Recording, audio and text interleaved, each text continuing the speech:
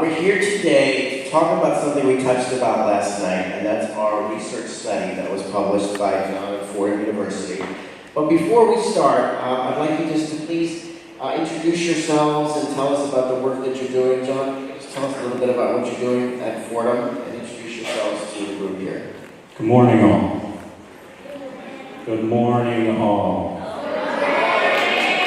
Thank you. You're awake. So again, my name is John Gownley. I'm the Director of Global Outreach at Fordham University. Fordham is located here in the Bronx and in Manhattan. It's a Jesuit Catholic university. So there's many schools like that around the world. It was founded by St. Ignatius, the same order that Pope Francis was part of. And so social justice is rooted in kind of our education about what we do, why we do it. At Fordham, we direct 15 global projects a year. Some of them are direct service. Some of them are global immersions, about being with people. So not so much building a house or donating shoes, but hearing lived experiences. So that's what we do at Fordham University. Well, thank you, John, for being with us. And Dr. Harding, Kelli, if I may. Sure. Yes, Kelli and I have had the privilege of speaking at the World Happiness Summit the last 3 years together. I've gotten to know Kelli and really respect and admire her. Thank you for being with us today. If you could just tell the group a little bit about your background and yourself. Sure. Well, first, I want to say it's amazing to be here and to be in this space with all of you and to have that experience of feeling all the kindness that is being created in the world because of your incredible work and creativity. And Nick, your story about how you created this always just, I find so uplifting and so encouraging that little ideas can grow into big, big things if you have the courage to pursue them. So thank you. I'm Dr. Kelli Harding. I'm a physician. I teach at Columbia University here in New York City. And I'm curious, do we have any future doctors in the room or people that are thinking about medicine or health? Or maybe a few hands up there. Feel free to come find me. I'm happy to talk with you about that. And I also study public health, and I got really interested in what is it that helps keep people healthy, and when challenges come up, what helps people do well with the challenges that we face with human bodies. And it turns out it was a long path, but it led me to kindness, and it turns out that kindness makes a huge difference on our health in all the areas of our lives, from what's happening in our homes, from our families and our pets, all the way to our schools, and for the grown-ups in the room, our workplaces and our communities and our larger global society, which I feel so honored to be a part of here today. Well, thank you, Kelli, Dr. Harding. Really appreciate you being here. And last night on the tables at the gala, you may have seen this research study. We have additional copies if anyone would like. And John, thank you to you and Fordham for putting this together for us. We really appreciate the partnership. And we want to reveal some of the findings. And many of you, in fact, most of you in this audience have participated in this. So let's have a look at some of the findings from this research study. So we interviewed over 1,029 students from participating countries, 20 countries all around the world, and you'll see them listed there, ages 8 to 18. We also did a small sample size of college students with Fordham, and it was statistically consistent with the younger age group, all of our findings. So, the first question was, how often do you perform good deeds? And many of you said, daily, 31% of you. 29% of you said several times a week. 21% said 1 to 2 times per week. And 10% said once a week. So all of you are doing good in one form or another, almost on a daily basis or a weekly basis. And then the question was, how many people does your kindness impact per month? 42% said more than 10 people are impacted every month from their good deeds. 34% said 5 to 10, 17% 2 to 5, and 8% said 1 person. So again, if you think about the number of people that you're impacting, it's millions of people over the course of your lifetime. And how are you helping? You'll see the categories here. 87% of you said helping a friend, 86% helping a family member, going down from there, helping the environment, through all the categories that we proposed through the Loukoumi Foundation. Making a difference through the arts, helping animals, helping the homeless, making a difference through sports. All of these together are really changing the world. And this is one of my favorite statistics. 91% of you have said that doing good makes you happier. And who feels that? Who feels that they're happier when they're doing good deeds? 94% of you said that doing good increases your self-esteem, gives you more confidence. 81% of you said that doing good has improved your mental health. 87% of you have said that doing good gave you a sense of purpose, like I was talking about earlier in the morning, by giving you that sense of purpose, which is so important. And then 82% of you said that you felt that you were better students because of the purpose that you discovered by doing good deeds. So why do students think that doing good deeds makes them a better student? It says it right here. 72% of you said that you're happier when helping others. 55% when you help others, you say that you feel like you can accomplish more. 48% said doing good deeds makes you feel more connected. So important, the power of connection. 39% said doing good deeds makes you worry less, and 26% said it makes you more focused. And this is one of my statistics that I found so startling. 75% of you said the primary barriers to doing good is lack of opportunity or support. And that's what we're here for. That's what the Loukoumi Foundation is here for, to provide, to encourage you to have that opportunity and that support.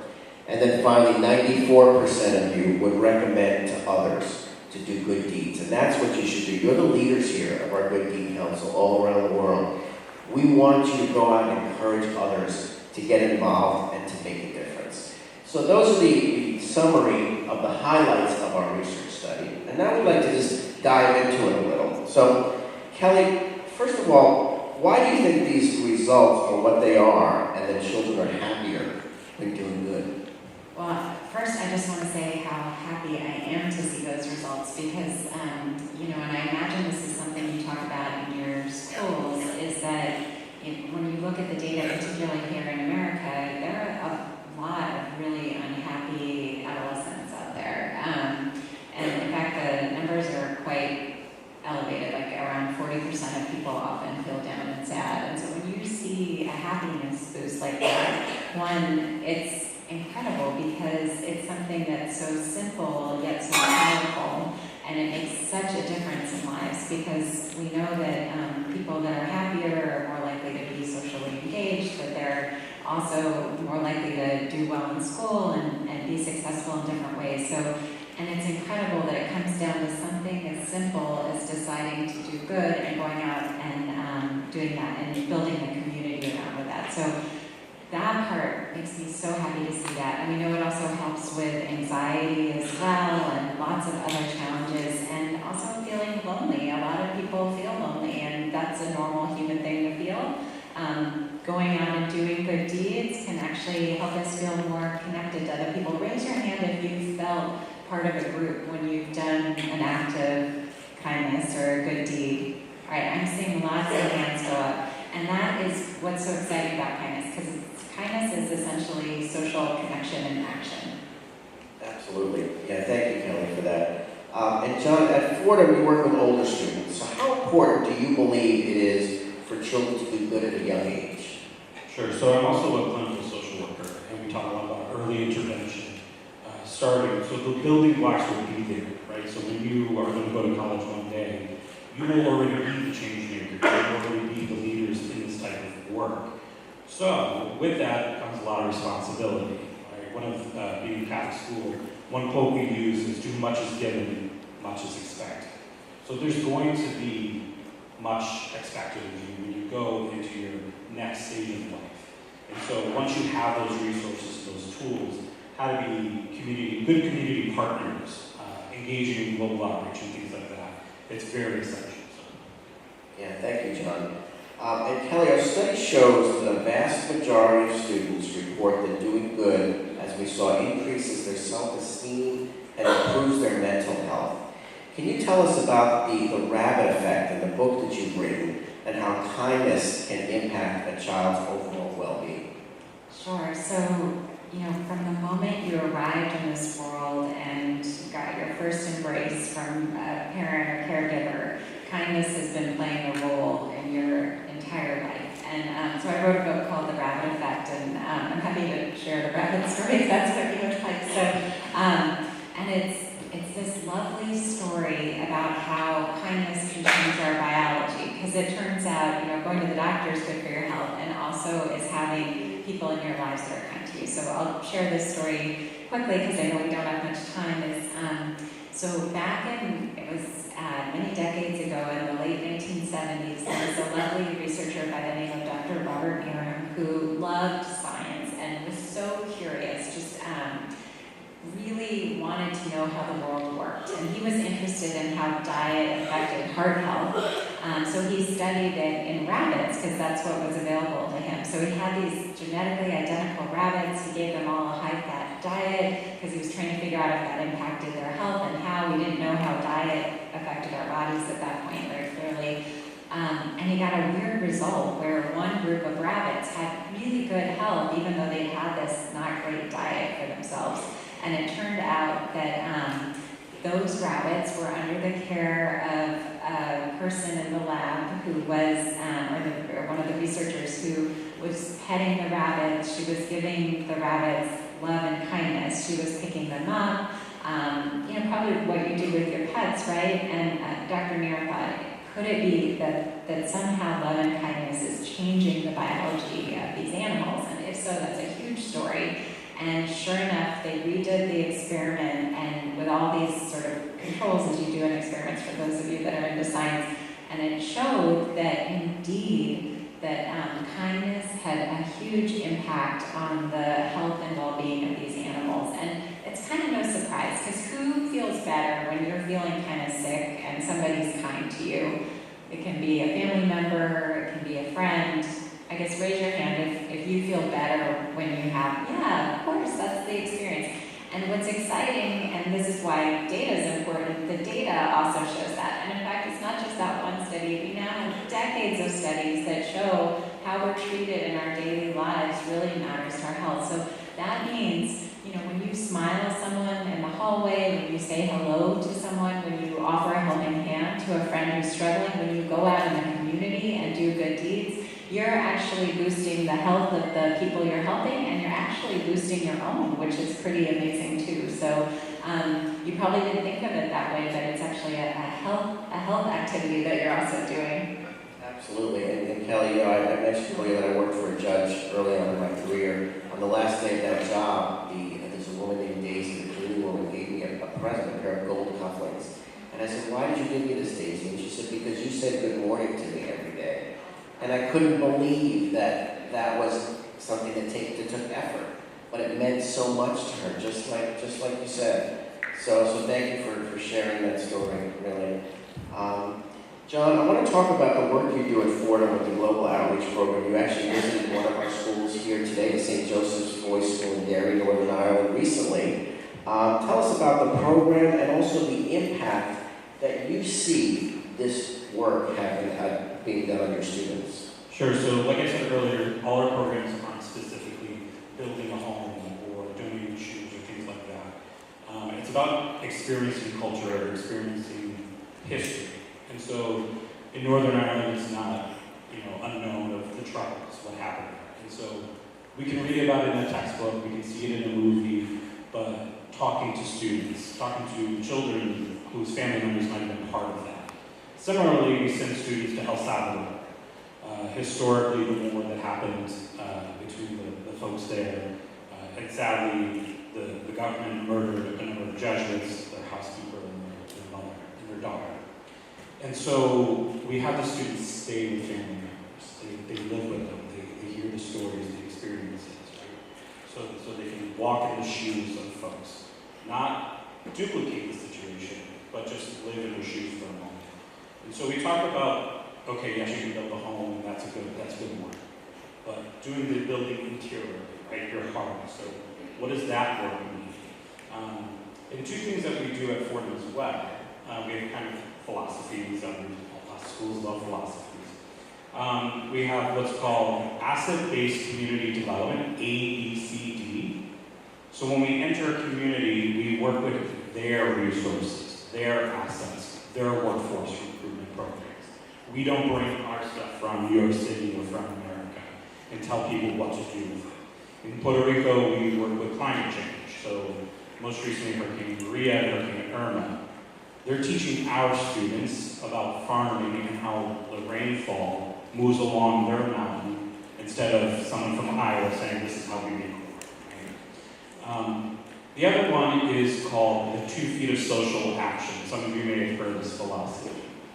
So there's charity, which is doing good deeds, and then there's social justice, going to the root cause of the problem and finding solutions. Now, some people are drawn to either kind of area, right?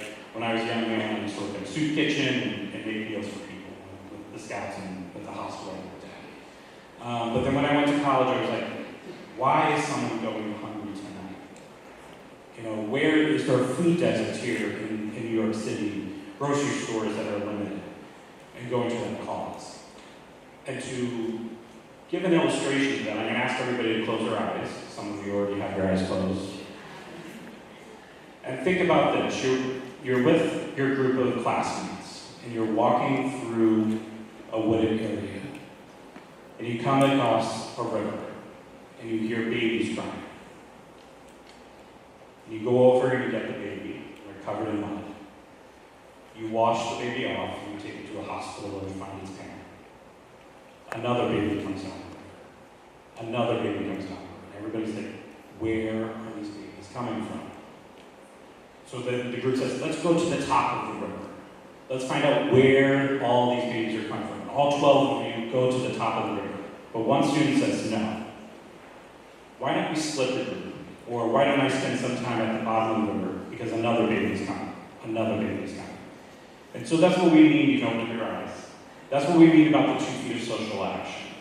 So charity is helping the babies find their home or getting them into a safe place. But then social justice is going to the top of that river and finding the root cause. Where are these babies coming from? And the feet have to be firmly planted in both. You can't just do charity, you can't just do social justice. Really life-changing work, John, that you're doing, so thank you for sharing that with us.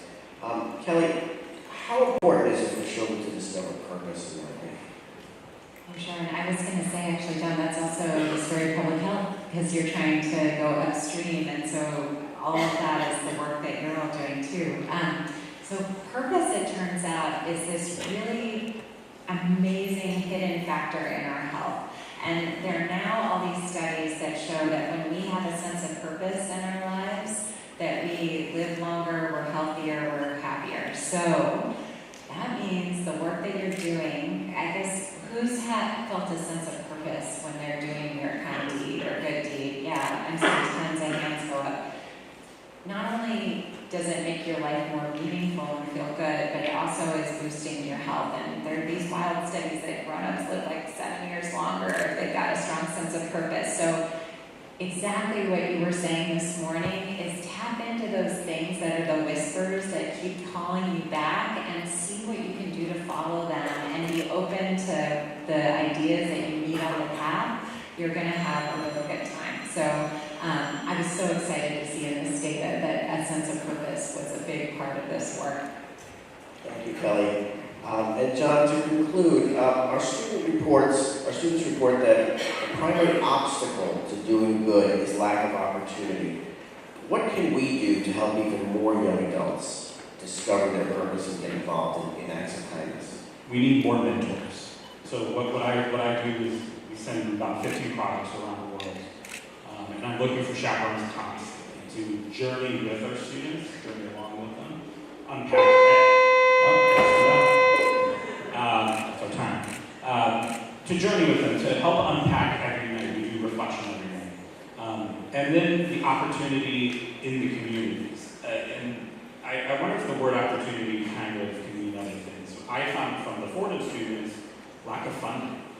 And support and action to go on these projects. And so that's a barrier for students, whether They come from a low income home themselves, but want to do this with impact, and so to finding opportunities there. Well, thank you both so much. Thank you, Dr. Harding. Thank you, John, for all your support.